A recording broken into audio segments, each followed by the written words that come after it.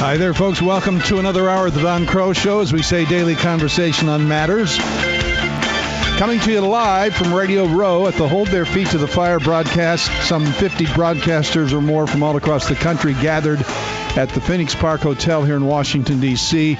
The event sponsored by FAIR, the Federation for American Immigration Reform. There's a great piece at blackandright.com by Bob Parks, and he talks about the circumstances involving. Delighted to welcome Bob Parks. He is with the Black Conservative Network, Project 21. We've talked with a number of their members through the years. He's a senior video producer for the Media Research Center. And Bob, great to have you with me. Thank you for coming by. Thank you. It's an honor to be with you. Well, I tell you, I've appreciated through the years the work of Project 21. Talk about this, what some would say is seemingly an anomaly, if you will, a black conservative, let alone a black conservative network. I'm encouraged that the conservative movement is really growing in the black community. Am I right or wrong in that? It's growing. There is this perception that since we all look alike, we're all supposed to think and vote alike. And what the main purpose of Project 21 is to counter that perception. Whenever something happens in the black community, the usual suspects are called upon on television and radio to interpret for the rest of the world what black people are thinking and going through.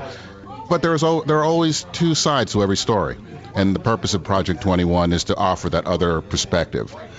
Talk about that a little further in terms of the black community becoming increasingly aware that they really have been victimized as an ethnic group by some of the very policies of people who said that they were their best defenders and their best representatives.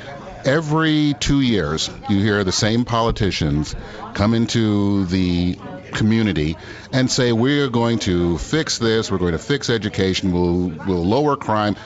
But every 2 years, they have to make the same promises because nothing ever changes. And I've always been marveling at the artistry that it takes to be able to keep coming back in and making promises that you know you're not going to keep. Politicians are funny. If you were to lose your job, for example, they would say, that's too bad. But when a politician knows that their job is in jeopardy, everything becomes an emergency. In the black community, there is no competition. It's always Democrat always wins. And politicians tend to get lazy. They take it for granted. They take it for well. That's another thing we always hear. The black community always coming to a politician and say, "Don't take the black vote for granted." The Democrat says, oh, "Okay, no, of course I won't," and they have to be reminded this every 2 years, subsequently down the road.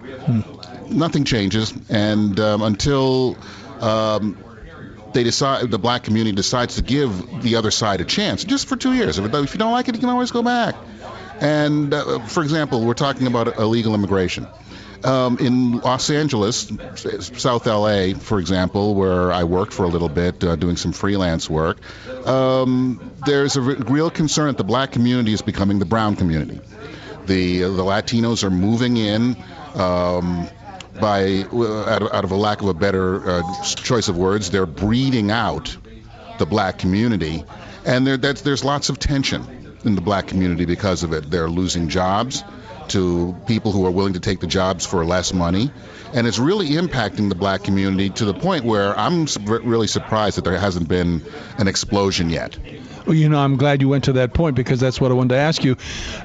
Specifically when it comes to immigration issues and illegals coming in and filling up the job market, what little jobs there are now in this particular economy, it seems to me of all the groups that ought to reflect real concern and outrage even over it is the black community, because of what you've just said, that they are the first to often lose those job opportunities. Well, and you would think that would be the case, but at the same time, the politicians will come in, especially black Democrats will come in and just say, well, we're all victims, we're all in this together. They want, in some cases, I think because they know they have the black vote sewn up, they're pretty much blowing off the black vote and really courting the Latino vote, which is growing and becoming voters. Whether they should be or not is another thing. But so again, I think the black vote is being taken for granted, and I just wish that the Republican Party would do more, the conservatives in general would do more to try to reach out and court the black vote, because in very many cases the black vote is very conservative. Remember Prop 8. The gay community was outraged at the black community because the black community overwhelmingly voted against gay marriage. You hear liberals always mocking the church, but if you go to places like South Central or any black communities, you'll see more churches per square block than any other place in the country. So in many issues, the black community is right in line with the conservative movement. But because of misinformation, miseducation, the black folk believe that conservatives in the Republican Party created the Klan. It turns out it's really the other way around. Isn't that ironic? It is. And in the Civil Rights Act of 65, it was the conservatives and the Republicans who really carried the ball on that, contra somebody like Al Gore's dad, who voted against it. J. William Fulbright voted against it. I mean, there's a whole score of a list of historical facts that if black people really knew our history, there'd be no reason for them to be voting Democrat, because actually back in the day, black folk voted Republican because they weren't really allowed to do other than that. We are talking with Bob Parks. He is a member of the Black Conservative Network Project 21. And I'm going to give you a couple of websites, nationalcenter.org, nationalcenter.org, also mrc.org.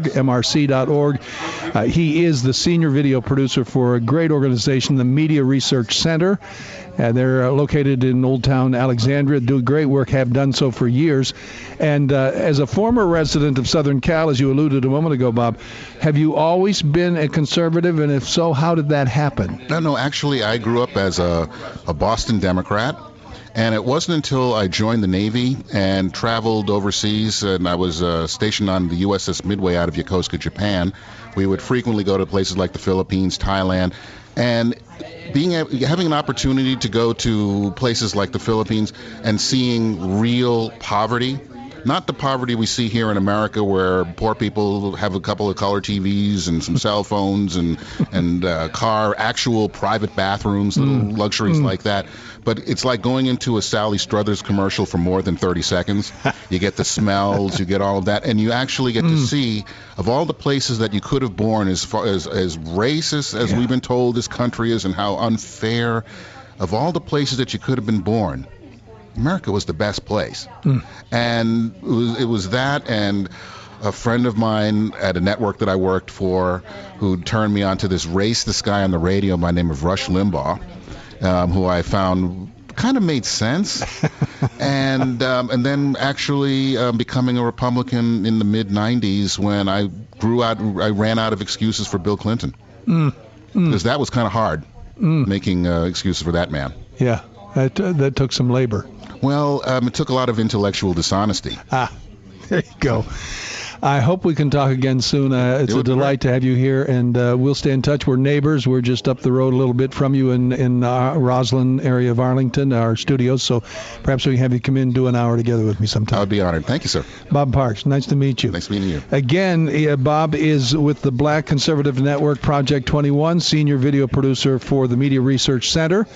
And their websites, nationalcenter.org, and mrc.org. Coming back with more in a moment here.